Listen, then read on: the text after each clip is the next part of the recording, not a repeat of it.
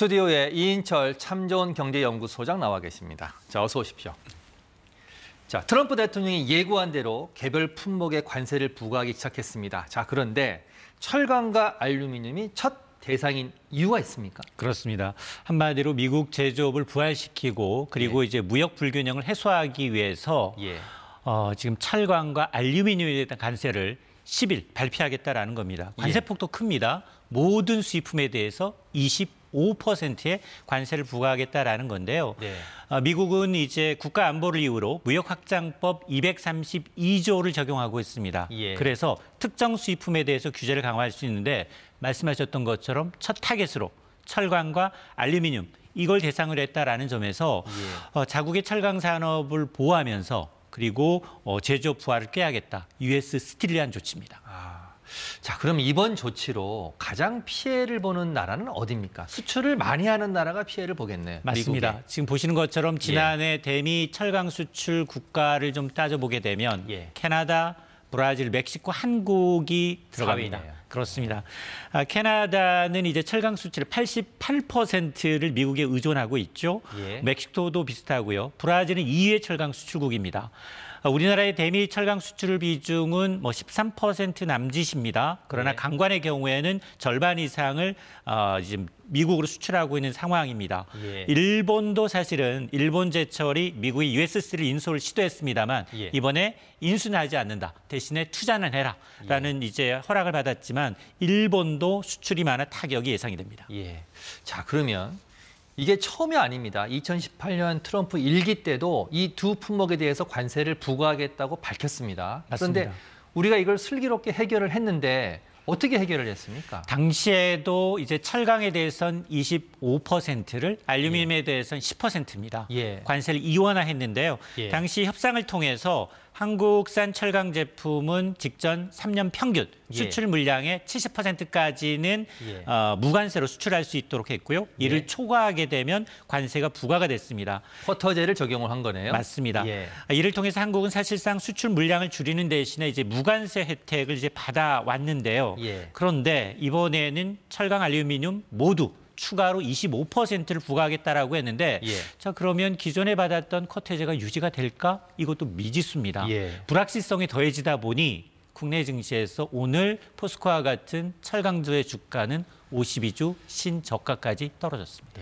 트럼프 때문에 우리 기업들이 지금 몸살을 앓고 있는데 자, 그렇다면 궁금한 게 있습니다. 저희가 대미 수출 4위입니다. 앞서 말씀하신 것처럼 저희가 2018년부터 쿼터제에 묶여 있거든요. 자, 그럼 이거 쿼터제를 계속 유지하는 건지 아니면 관세를 25%를 추가로 받는 건지 앞으로 어떻게 전개가 될 것 같습니다. 맞습니다. 아직 이 관세 면제 쿼터제 등이 포함될지 여부는 확실하게 알려져 있지 않습니다.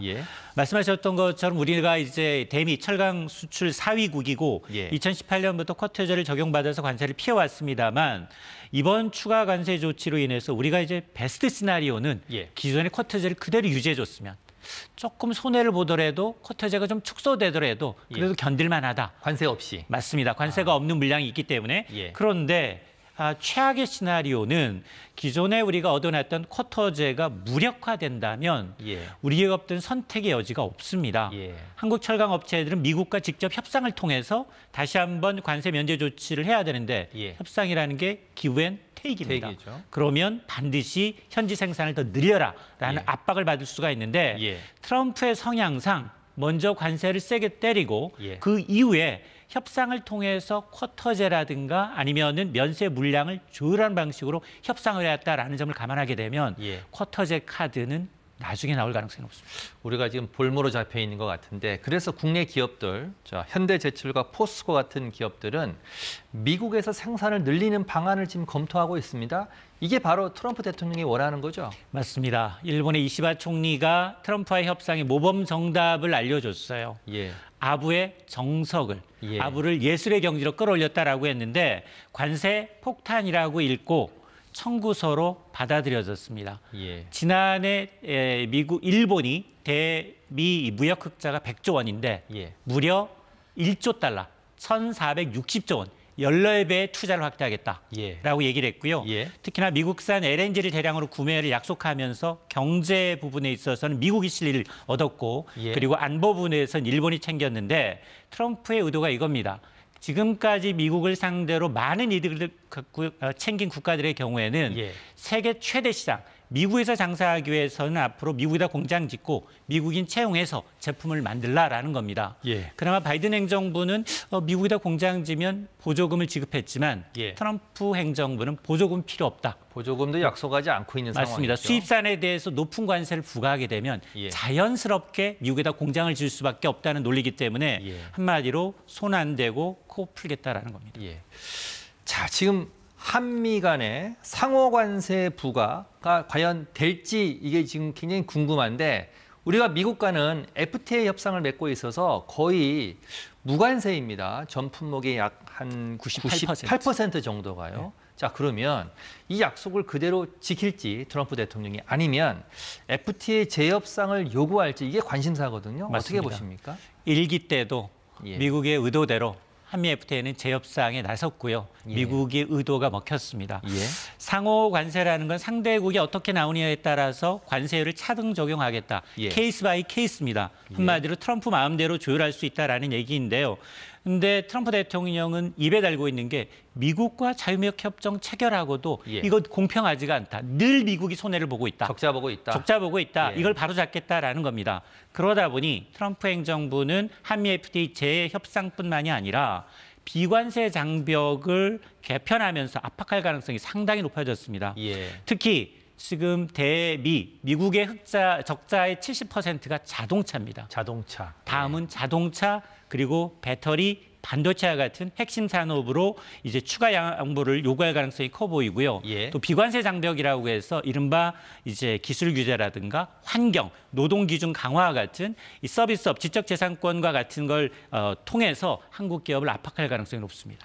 이제 반도체와 자동차는 우리의 주력 수출 품목 아닙니까? 걱정이 앞서는데 지금까지 내용을 좀 종합해 보면 품목별의 관세 물리겠다. 자, 상호 관세도 물리겠다. 그리고 보편 관세, 전 세계 나라를 대상으로 하는 관세도 물리겠다. 지금 우리 수출 경쟁력 비상이거든요. 자, 그런데 일본은 엄청 발빠르게 지금 대응하고 있습니다. 업계 측에서는 정부 쪽에 좀 협상에 나서달라. 이렇게 얘기를 하고 있는 상황인데 이게 지금 정부가 어떻게 대응을 해야 됩니까? 맞습니다. 일단 이제 이 최상목 대행은 아직은 전화 통화도 못한 상태인데요. 예. 어쨌든 트럼프 관세 폭탄의 모범 정답이 나왔습니다. 예. 미국 내 투자를 확대하고 에너지 수입을 더 늘리라라는 겁니다. 예. 근데 그런 트럼프의 의도대로 가장 잘 순응한 게 한국입니다. 예. 지난해까지 3년 연속 대미 투자 1위국입니다. 미국 내 가장 많은 일자리 한국인들이 창출했거든요. 예. 그래서 우리 기업들이 투자한 지역들이 러스트벨트, 공화당 이제 주로 강세 지역이기 때문에 예. 이들 지역의 상하원 의원 노동자들을 움직이는 게 가장 중요합니다. 미국 내 투자를 확대하겠다. 현지 생산 시설을 증설할 테니 한국 기업들의 보호무역 조치에서 예외를 받을 수 있도록 이런 이제 유리한 환경을 조성하는 게 무엇보다 중요한데요. 우리가 목소리를 내세우는 것보다 예. 유권자들의 힘을 빌려서 예. 이제 목소리를 내는 게 더 중요한 시점입니다. 예, 알겠습니다. 좀 걱정이 앞서네요. 오늘 말씀 여기까지 듣겠습니다. 이인철 참좋은 경제연구소장이었습니다. 고맙습니다.